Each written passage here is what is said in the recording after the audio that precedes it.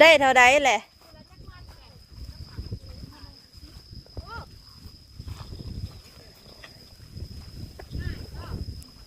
เก่งเนาะหรอสะออนบอกกระเจ้าโดกาได้นะ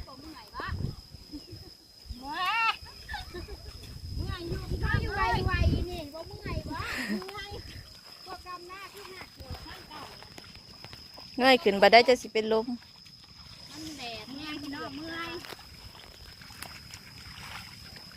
เย็บติ้มระบบปากกดติ้งเนาะติ้มนั่นน่ะ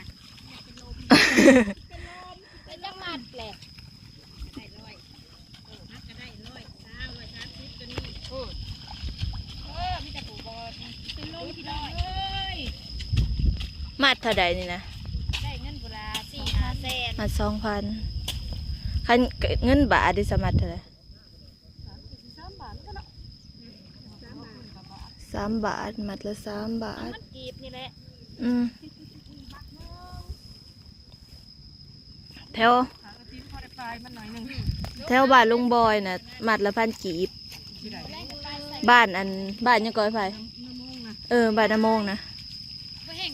ถือจ้างก็ถือ1,000 กีบจ้างดำหน้าก็ถือทักบ้านกับเจ้านะ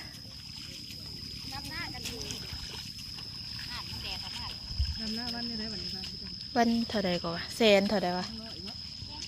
2 แสนจักเราจ่ายเงินบาทหรือเงินกีบนี่แหละเอาถือกว่าทางเฮาอยู่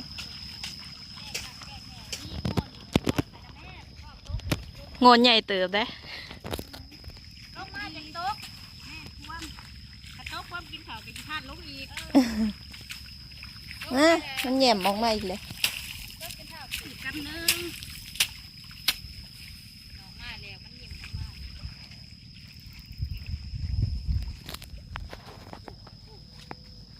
หน้าลายเนาะหน้าเอื้อยเลยหน้าน้องเลยบอกไปใส่จักเถื่อ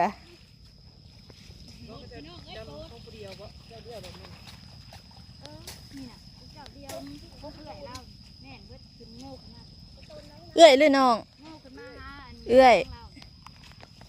ต้องหอดำมือน่ะดูสาหน้าน้องไปน้องน้ำนี่นี่หน้าเอื้อยและหน้าน้องอยู่นี่นะ3-4 มือเลยมีน้ำ